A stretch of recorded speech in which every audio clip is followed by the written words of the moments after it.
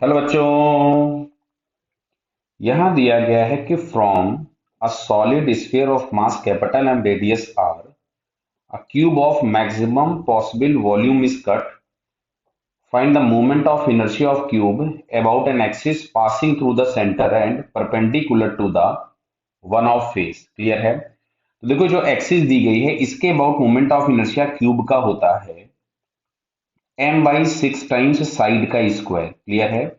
जहां पे m होता है क्यूब का मास और a होती है साइड क्यूब की। क्लियर? तो यहाँ पे सबसे पहले हम लोग क्यूब का मास निकालें, तो उसके लिए हमको डेंसिटी निकालनी पड़ेगी। तो डेंसिटी के लिए हम लोगों ने लिखा total mass upon volume of the sphere. तो वॉल्यूम ऑफ द स्फीयर हो गया 4/3 पाई आर क्यूब। क्लियर? तो अब अगर हम लोग यहाँ से मास ऑफ द क्यूब निकालें, जिसको हम लोगों ने स्मॉल एम मान लो लिख दिया, तो density into volume of the cube, तो वॉल्यूम ऑफ द क्यूब हो गया ए क्यूब। अब बात ये आती है कि जो मैक्सिमम साइज का क्यूब निकाला होगा, तो अब अच्छा है बताओ, किसी भी स्फीयर के दो पॉइंट के बीच का मैक्सिमम डिस्टेंस होता है 2r, और किसी भी क्यूब के दो पॉइंट के बीच का मैक्सिमम डिस्टेंस होता है a√3। बटा क्लियर है क्या ये? यानी यहां से जो साइड ऑफ द क्यूब आपको मिलेगा दैट इज 2r/√3। ये बात समझ में शायद आपको आई होगी। क्लियर?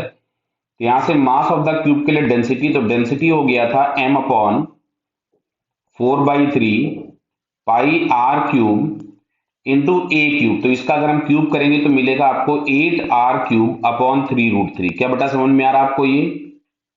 अगर मैं इस a का क्यूब करूंगा तो 2 का क्यूब हो जाएगा 8। तो ये यहां से आपके पास क्यूब से ये r³ कैंसिल हो गया, और इस वाले 3 से एक ये 3 कैंसिल हो जाता है। तो फाइनली अगर हम लोग यहां से देखें तो मास ऑफ द क्यूब हम लोगों को जो मिल रहा है, अच्छा इससे ये 2 कैंसिल हो जाएगा 4 से। तो ध्यान से देखिएगा, आराम से लिखिएगा, कुछ छूट ना जाए। 2m/π√3। क्या ये हम लोगों के पास आ गया mass of the cube? Clear है बेटा? देख लो एक बार आराम से। हाँ ठीक है।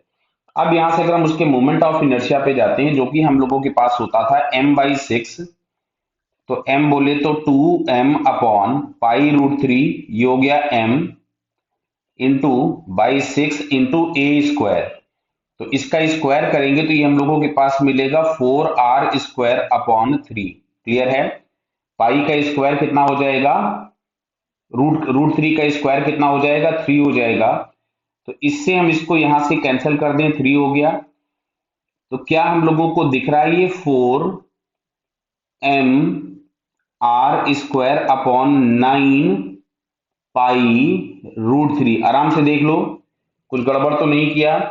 तो 4m² अपॉन 9 पाई√3, हम लोगों को थर्ड वाला ऑप्शन दिख रहा है। क्लियर है क्या बेटा? तो इसका थर्ड आंसर फिलहाल हम लोगों के पास क्या होगा? Correct. Okay, all the best.